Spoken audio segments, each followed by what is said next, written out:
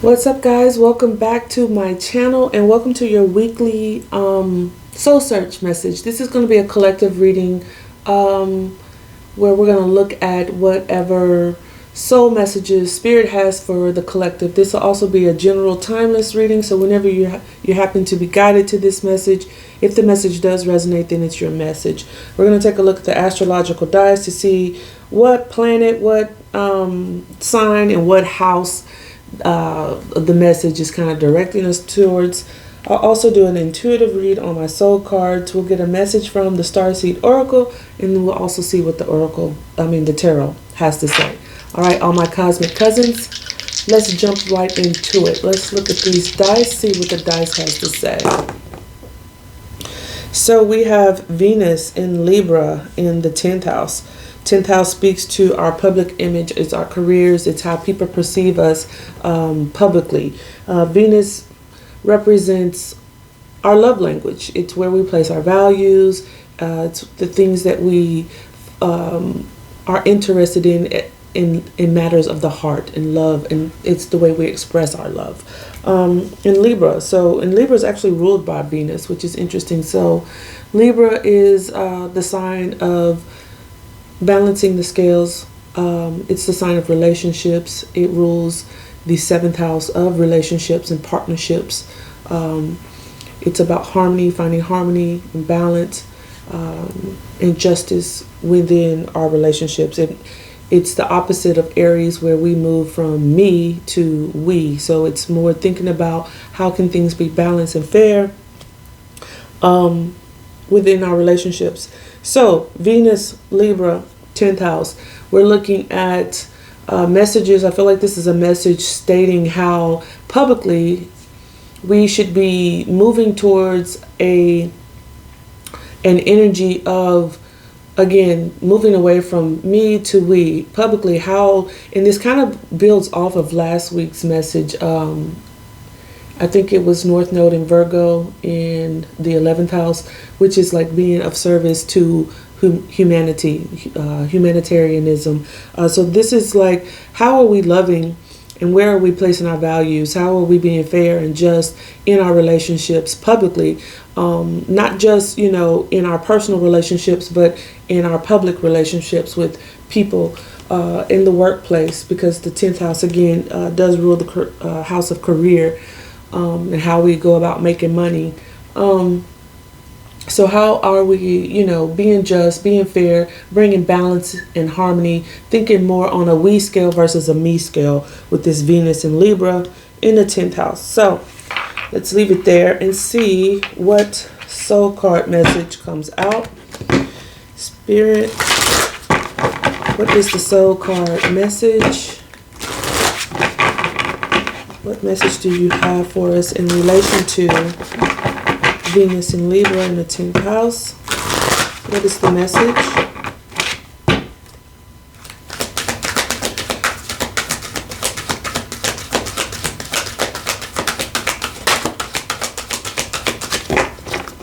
What's the message, Spirit?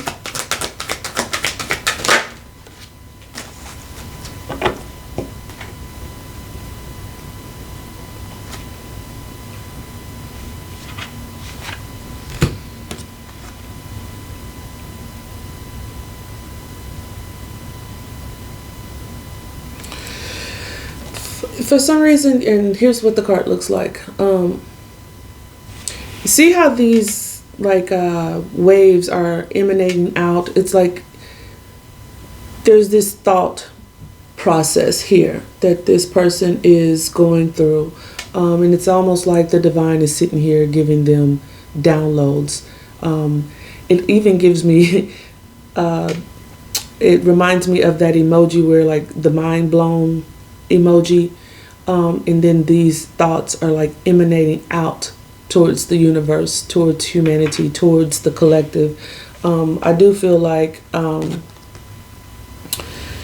this is just a message of your thoughts need to be like, we go inward to get these thoughts. We get these downloads. We go in to get these answers from spirit, from the divine, from God, whatever you identify with. And then we emanate those thoughts and those feelings and those, you know, that information that is shared with us through meditation, through time alone, through going through that hermit mode. And then we go out and we share that with humanity, and connecting with each other in that way. So that's what I have there. Let's see what the Starseed Oracle has to say in regards to that. What is the message, Spirit?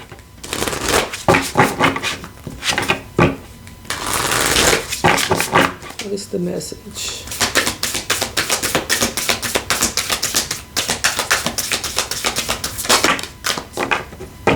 Thank you.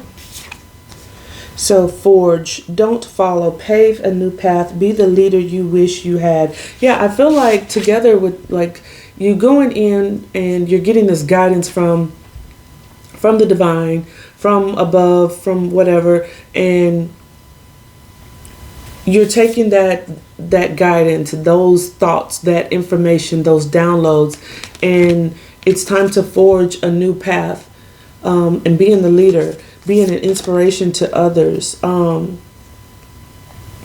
sharing that information that you wish someone would have shared with you, or that you could have had, you know, imparted on you by someone. But, you know, a lot of us have to go within to get those answers. But I feel like, you know, the universe is just really imparting this information, these downloads, this knowing on many of us, and we're being called to step out of our comfort zone and be a leader and forge a new path for others to, you know, to walk that path with us. So, because again, Libra is all about partnerships. It's all about relationships. It's forging these paths so that we can form these relationships with like-minded individuals, kindred spirits, and get on, you know, this journey with people that we have signed these contracts with, so we can fulfill our North Node, our purpose here. I do feel like, you know, things are moving more towards humanitarianism, especially with Saturn now in Aquarius, and again with us being in the age of Aquarius. It's all about the age of information, and it's all about how that information is going to be used to better humanity at large. Let's see what the tarot has to say. We'll look at the past, present, and future, and see what tarot has to say in regards to these messages.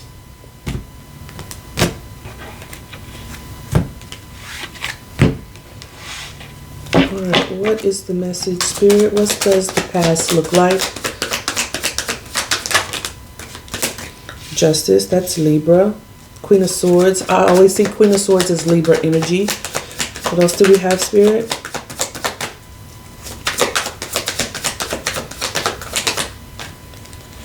The Lovers.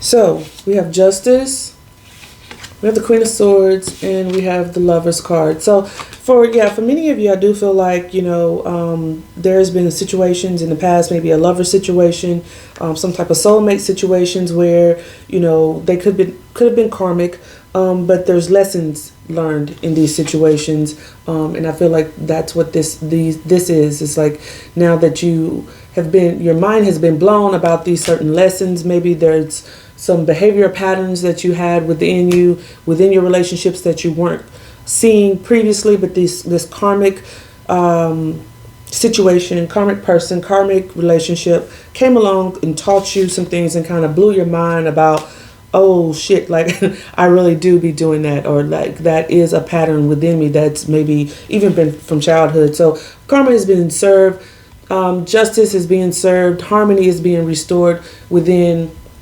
those behavior patterns. And for some of you, you know, for many, like in those karmic relationships, where it may feel like that person may have betrayed you, done you wrong, or some type of injustice, which I'm not invalidating that. A lot of times that is the case, but like we sign up for these contracts with people, and it's just karma being restored. In a past life, you could have been the one who, you know, dished out the badness, okay? Whatever you want to consider good or bad. But I do feel like, you know, you've come along and you've cut something out. You're using logic I get logic with this card as well. It's like I'm using my head, and my mind is being blown to this. But cutting out some type of energies, patterns, untruths, because this is all about the truth. The Queen of Swords, you have to approach her with the truth. You have to approach her with just in harmony, approach her justly, being direct with your communication, truthful with your communication. So whatever truths you were having to face, or untruths you were having to face, you had to cut that out in recognizing the truth. And again, it could have been with some type of karmic, some type of soulmate connection, in any type of love relationship. It doesn't have to be, some type of soulmate. Well, everyone's a soulmate, that word gets thrown around, but it doesn't have to be like this super duper, twin flame connection or anything like that. It just a choice in love is what the Lover's card represents. But harmony and justice being restored, some type of balance being restored after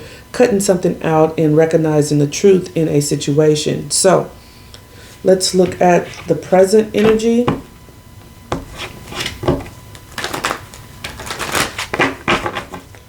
What do we have, Spirit?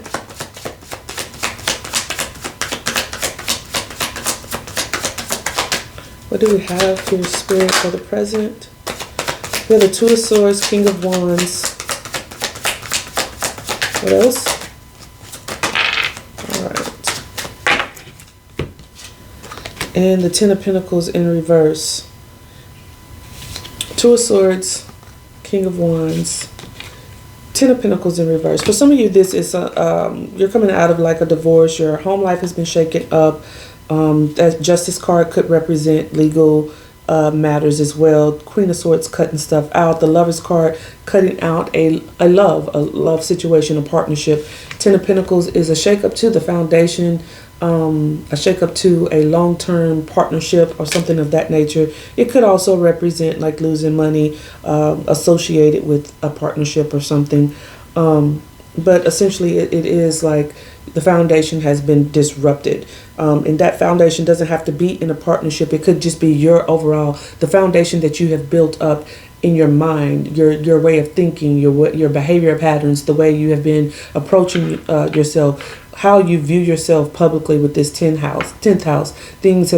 Something has been disrupted, but there's some type of balance that is trying to be restored here, in getting these intuitive downloads and this information from above on how things have not been working for you. Ten of Pentacles reverse. Two of Swords, being sort of at a crossroads, being unable to make a decision, unable to see what is right in front of you. Again, I feel like this is that mind-blowing type energy. Something has been revealed to you that you were refusing to see about yourself,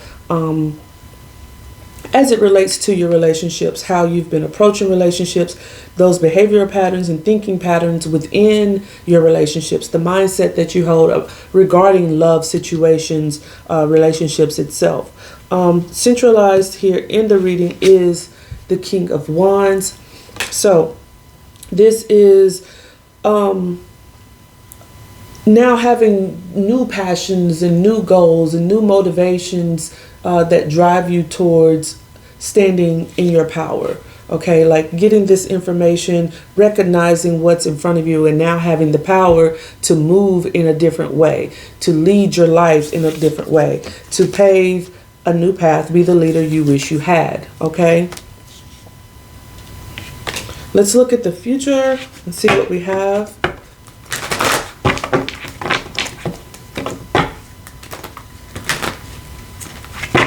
Let's try that again.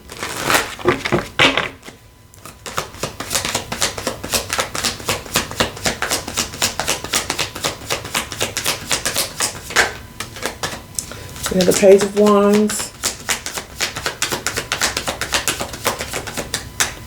What else? Okay. Beautiful energy. Page of Wands, Eight of Wands, and the Empress.